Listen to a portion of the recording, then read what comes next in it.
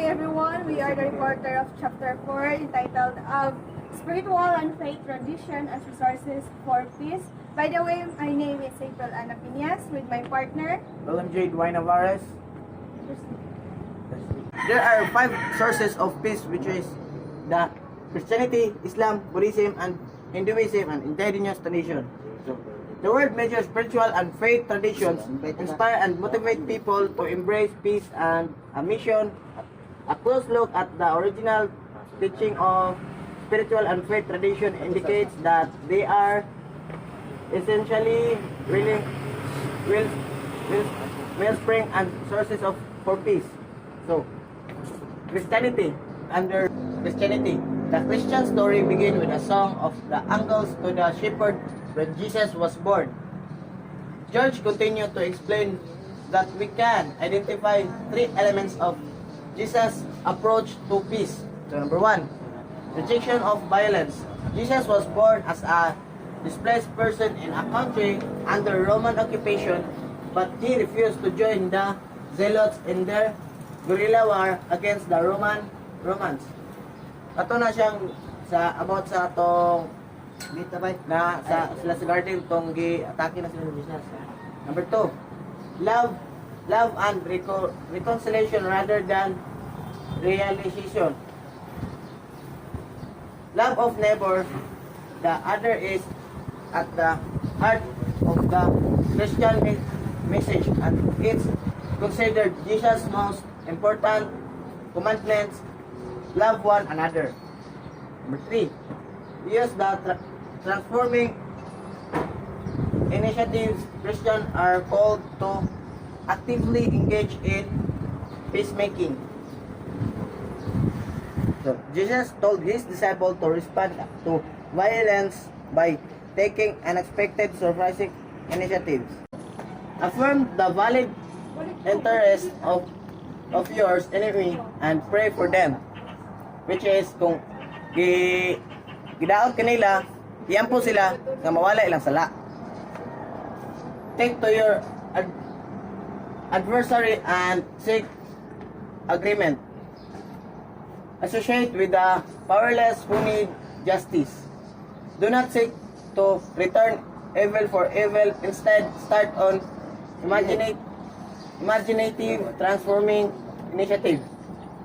From the Old Testament, which is a part of Christianity, Holy Scripture, we can also derive the concept of shalom. Shalom, implies wholeness and comprehensive well-being, include good health, responsibility, harmony, healing, welfare, happiness, and security. However, peace is not simply the absence of war. So, Islam, the root of the word Islam is Salam, which means peace with God, and rather human being. A Muslim is one who submit to God's will. The objectives of his submission is not so much with personal salvation of the individual believer. So, good day everyone. So, according to Muhammad Abidin, explained the 5 obligations of a Muslim. So, first here is the declaration and acceptance of oneness of God, or Tawhid, and the prophethood of Muhammad. First, and the second one is a prayer 5 times a day, and the third one is a payment of zakah or obligatory charity, generally 2.5% of one's wealth annually. Zakah in Islam is a means that redistributes wealth. So, the fourth one is a fasting in the month of Ramadan, and the last one is a pilgrimage to Mecca once in a lifetime, if one can afford to do so. So, those are 5 obligations of a Muslims. So, one of the obligation of Muslims, or we mention, and one of the obligation of Muslim is ang accept nga isa lang ang Ginoo nga ilahang gituhuan. And the prophethood Muhammad is, nga mention dito is, dili to mao ilahang Ginoo, or si Muhammad is a messenger of God, mo na lang kan. And the second one is the second obligation sa mga Muslim is ang pray 5 times a day. So ilahan na ng obligation nga mag-pray sila 5 times a day. And the third one is pag-share silang wealth 2.5% generally, no, 2% once of their wealth annually. And muna na ilahang obligation nga mag-share sila sa ilahang wealth 2.5%. And the fourth one is the fasting. So one of their obligation is ang pag-fasting, no? So dili na nato ikatingala or ikapangutana as a Christian or uban nga kaandara, dili na ikatingala kay na anda na sab nato na nga mag-fasting na gid sila as a month of Ramadan as their obligation. And the third one, and the last one is a pilgrimage to Mecca. So ang kanilang once in a lifetime, no, kaning Mecca is a place where nga sacred ni sila and important sab ni sila nga maka-adto sila na nga place before sila mamatay. Correct me if I'm wrong. So, let's proceed to Buddhism. Buddhist teaching promotes spiritual purification through the eradication of defilements until one attains nirvana, the final emancipation from the suffering, which is the end of one cycle of birth and death. In one of his writings, Ethics for the New Millennium, so the Dalai Lama 1999 stresses the importance of the following principle. So first here is the human native is physically gentle and not aggressive. The second one was the inner peace is the principal characteristic of happiness. The third one is the happiness is rooted and concern for others' well-being and our friendship with others. The fourth one is one should be non-harm and should cultivate positive qualities such as generosity and humility. And the last one is the negative thoughts and feelings causes unhappiness and suffering. So those are the principles of the Dalai Lama 1999. It stresses the importance.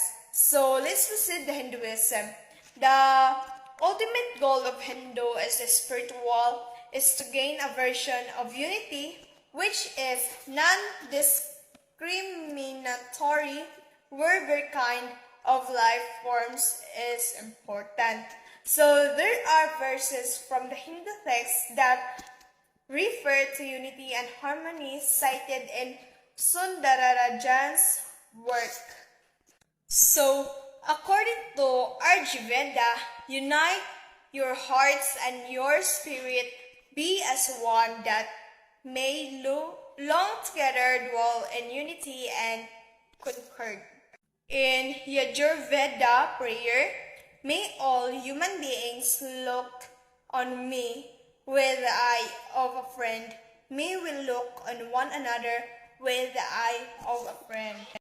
So, a pathway to a culture of peace first here is live a moral life with right thoughts and action.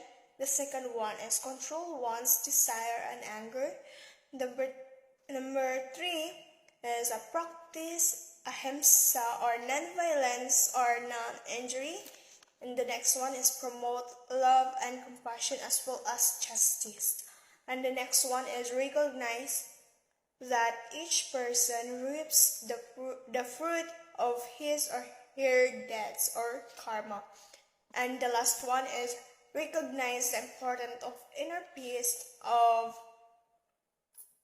inner transformation as the beginning of peace, the family, society, and in the world. So, let's proceed the indigenous traditions. So, the indigenous tradition through the world, indigenous communities that contributed their wisdom toward peace.